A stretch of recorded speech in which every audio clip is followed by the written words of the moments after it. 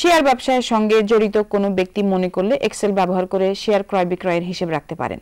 বর্তমান উদাহরণে শেয়ার ক্রয় বিক্রয় এবং লাভের একটি সরল হিসেবের কাজ শেখানো হবে। সাধারণ ব্যবসায়ীরা শেয়ার ক্রয় বিক্রয়ের কাজ করেন অনুমোদিত সদস্যদের প্রতিষ্ঠানের মাধ্যমে। শেয়ার ক্রয়ের জন্য মোট ক্রয় মূল্যের উপর প্রতি 100 টাকায় 50 পয়সা এবং বিক্রয়ের সময় মোট বিক্রয় মূল্যের উপর প্রতি 100 টাকায় 50 পয়সা কমিশন হিসেবে সদস্য প্রতিষ্ঠানকে প্রদান করতে হয়। কমিশন সহ বিক্রয় মূল্য থেকে কমিশন সহ ক্রয় মূল্য বিয়োগ করলে লাভের হিসেব পাওয়া যায়। ব্যবসায়ের মূলধনের সঙ্গে এই লাভ যুক্ত হয়ে মূলধনের পরিমাণ বাড়তে থাকে। লোকসান হলে মূলধনের পরিমাণ কমতে থাকে। ধরা যাক কোনো ব্যক্তি 1,50,000 টাকা মূলধন নিয়ে ব্যবসা শুরু করেছেন। তিনি ধলেশ্বরী ব্যাংকের 100টি শেয়ার ক্রয় করেছেন। প্রতিটি শেয়ারের মূল্য 376 টাকা 50 পয়সা। 376 টাকা 50 পয়সা দরে 100টি শেয়ারের ক্রয় মূল্যের সঙ্গে প্রতি 100 টাকায় 50 পয়সা যোগ করে মোট ক্রয় মূল্য নির্ণয় করতে হবে। ওয়ার্কশিটের 2 ও 3 নম্বর সারিতে কলাম শিরোনাম এবং K4 ঘরে 1.5 লাখ টাইপ করা হয়েছে সাধারণ টাইপ করার নিয়মে। এবার মোট ক্রয় মূল্য বের করার জন্য ক্রয় মূল্য কলমে E5 ঘর সিলেক্ট করতে হবে। ফর্মুলা বারে ফর্মুলা টাইপ করতে হবে সমান সমান প্রথম বন্ধনী শুরু C5 গুণ D5 প্রথম বন্ধনী শেষ যোগ প্রথম বন্ধনী শুরু C5 গুণ D5 প্রথম বন্ধনী শেষ গুণ 0.5%। ফর্মুলার নির্দেশ হচ্ছে C5 ঘরে বিদ্যমান দরের সঙ্গে D5 ঘরে বিদ্যমান শেয়ারের সংখ্যা দিয়ে গুণ করতে হবে। দর ও সংখ্যার গুণফলের 0.5 ভাগ অর্থাৎ প্রতি 100 টাকায় 50 পয়সা হিসেবে কত হয় বের করতে হবে। প্রাপ্ত ফল দুটি যোগ করতে হবে। কিবোর্ডের এন্টার বোতামে চাপ দিলে E5 ঘরে ক্রয় মূল্য পাওয়া যাবে 37,838.25 পয়সা। ভিন্ন ভিন্নভাবে হিসেব করে দেখলে বোঝা যাবে 376 টাকা 50 পয়সা গুণ 100 সমান সমান 37,650 টাকা।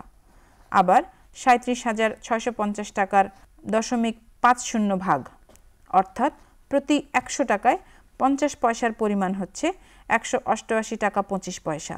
37,650 টাকা এবং 188 টাকা 25 পয়সার যোগফল হচ্ছে 37,838 টাকা 25 পয়সা। ধলেশ্বরী ব্যাংকের 100টি শেয়ার বিক্রয় করা হয়েছে 18/9/2011 তারিখে 390 টাকা দরে। বিক্রয় মূল্য থেকে প্রতি 100 টাকায় 50 পয়সা বিয়োগ করে মোট বিক্রয় মূল্য নির্ণয় করতে হবে। মোট বিক্রয় মূল্য নির্ণয় করার জন্য I5 ঘরে ক্লিক করে ফর্মুলা টাইপ করতে হবে সমান সমান সাম প্রথম বন্ধনী G5 গুণ H5 প্রথম বন্ধনী বিয়োগ প্রথম বন্ধনী G5 গুণ H5 প্রথম বন্ধনী গুণ 0.5 ভাগ। ফর্মুলার নির্দেশ হচ্ছে G5 ঘরে বিদ্যমান দরের সঙ্গে H5 ঘরের বিদ্যমান শেয়ারের সংখ্যা দিয়ে গুণ করতে হবে। দর ও সংখ্যার গুণফলের 0.5 ভাগ অর্থাৎ প্রতি 100 টাকায় 50 পয়সা হিসেবে কত হয় বের করতে হবে। প্রাপ্ত ফল দুটি বিয়োগ করতে হবে।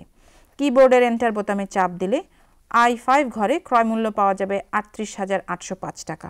লাভ বা লোকসান কলামের J5 ঘরে ক্লিক করে সিলেক্ট করতে হবে। ফর্মুলা টাইপ করতে হবে সমান সমান প্রথম বন্ধনী I5 বিয়োগ E5 প্রথম বন্ধনী শেষ। E5 হচ্ছে বিক্রয় মূল্য এবং I5 হচ্ছে ক্রয় মূল্য। বিক্রয় মূল্য থেকে ক্রয় মূল্য বিয়োগ করলে বা বাদ দিলে লাভ বা লোকসানের পরিমাণ পাওয়া যাবে।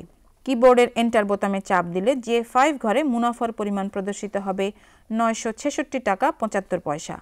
মূলধনের কলামে K5 ঘরে ফর্মুলা টাইপ করা হয়েছে সমান সমান K4 যোগ J5 যোগ L4।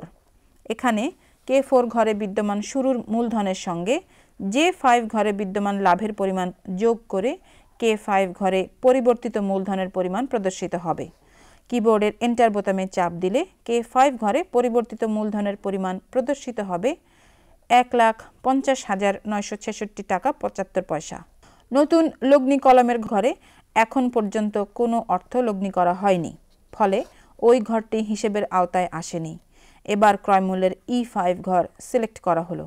ফিল হ্যান্ডেলে ক্লিক ও ড্র্যাগ করে নিচের দিকে আপাতত E8 ঘর পর্যন্ত পৌঁছার পর মাউস থেকে আঙুলের চাপ ছেড়ে দেওয়া হলো। ফর্মুলার আওতাভুক্ত নতুন ঘরগুলোতে 0.00 প্রদর্শিত হবে, কারণ ওই সব ঘরে ব্যবহৃত ফর্মুলার সঙ্গে সম্পর্কযুক্ত ঘরগুলো শূন্য রয়েছে। একই পদ্ধতিতে I, J এবং K কলামের বিক্রয় মূল্য লাভ বা লোকসান এবং মূলধনের ফর্মুলাগুলো নিচের দিকের ঘরগুলোতে ফিল করে দিতে হবে। পরবর্তী হিসেবের জন্য এসব ঘরে আর নতুন করে ফর্মুলা টাইপ করার প্রয়োজন হবে না। এরপর 393 টাকা দরে মহানগর বীমা কোম্পানির 100টি শেয়ার কেনা হয়েছে 15/9/2011 তারিখে।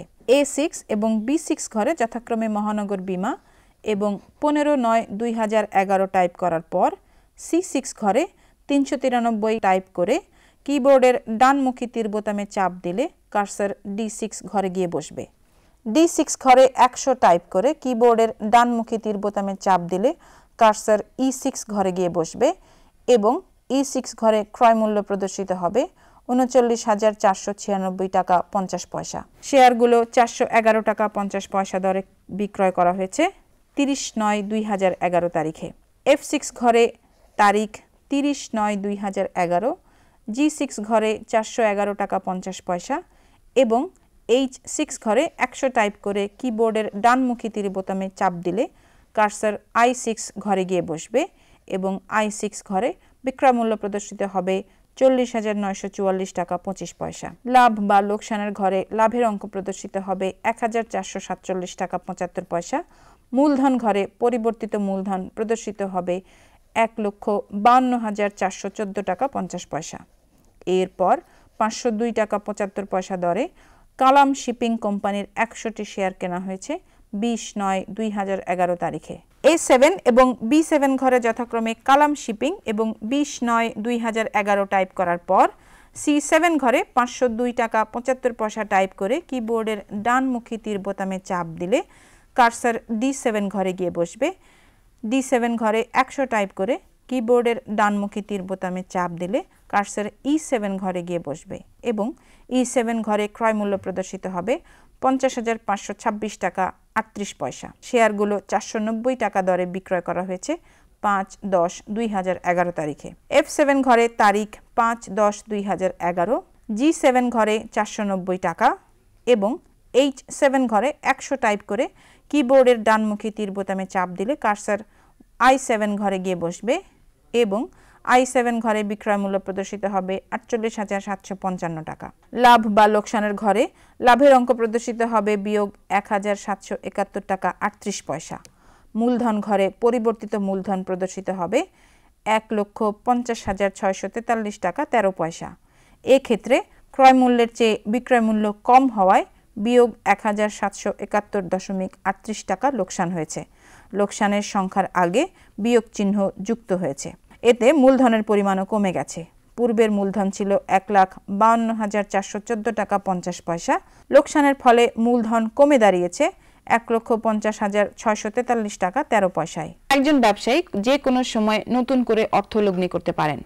বিদ্যমান মূলধনের সঙ্গে নতুন লগ্নিকৃত অর্থ যুক্ত হয়ে মূলধনের পরিমাণ বৃদ্ধি পাবে। এক্ষেত্রে 20,000 টাকা নতুন করে লগ্নি করার জন্য নতুন লগ্নির কলামে L6 ঘর সিলেক্ট করে 20,000 টাইপ করে কিবোর্ডের এন্টার বোতামে চাপ দিলে L6 ঘরে 20,000 বসে যাবে এবং K7 ঘরে দেখা যাবে মূলধনের পরিমাণ বেড়ে গেছে।